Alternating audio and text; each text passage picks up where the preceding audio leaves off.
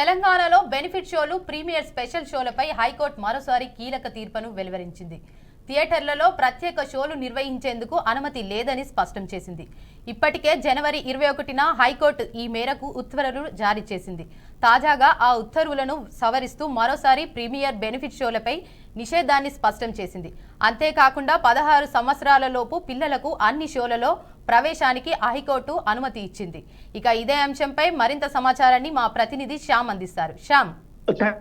తెలంగాణ రాష్ట్ర వ్యాప్తంగా ఉన్న మల్టీప్లెక్స్లలో 16 సంవత్సరాల లోపు ఎవరైతే ఉన్నారో ఆ పిల్లలకు మాత్రం ఉదయం 11 గంటల లోపు, ఆ తర్వాత రాత్రి 11 గంటల తర్వాత అనుమతించవద్దని చెప్పేసి, సినిమా చూసేందుకు అనుమతించవద్దని చెప్పేసి తెలంగాణ హైకోర్టు గతంలో ఆదేశాలు జారీ చేసింది. ఈ సినిమా ప్రదర్శన ఆంక్షల నేపథ్యంలో మల్టీప్లెక్స్ అసోసియేషన్ హైకోర్టులో పిటిషన్ దాఖలు చేసింది. పిటిషన్ ఈ రోజు విచారణ చేపట్టిన నేపథ్యంలో ఏదైతే ఈ బెనిఫిట్ షోలు, అదేవిధంగా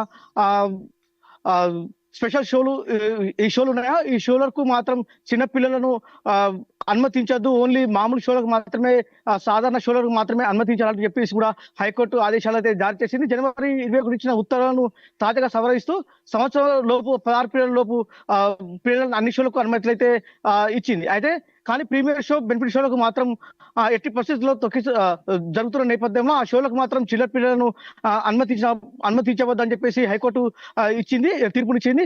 ఈ నేపథ్యంలో ఇదేలా ఉంటే గతంలో అల్లు అర్జున్ సినిమా అయితే పుష్ప 2 సినిమా ఉందో, ఈ పుష్ప 2 సినిమా సందర్భంగా సంధ్య థియేటర్లో జరిగిన తొక్కిసలాట సందర్భంగా ఒక మహిళ, అదేవిధంగా ఆమె కొడుకు గాయాలవ్వడం, ఆ మహిళ చనిపోవడంతో అక్కడ ప్రభుత్వంలో కావచ్చు, తెలంగాణ రాష్ట్ర వ్యాప్తంగా అయితే ఇది సంచలనం అయితే రేపింది. ఈ నేపథ్యంలో బెనిఫిట్ షోలకు కావచ్చు, ప్రీమియర్ షోలకు తెలంగాణ రాష్ట్ర ప్రభుత్వం మాత్రం అనుమతి ఇవ్వడం లేదు. అదేవిధంగా పుష్ప 2కు గతంలో టికెట్లు పెంచేందుకు, రేట్లు పెంచేందుకు అయితే అనుమతించింది.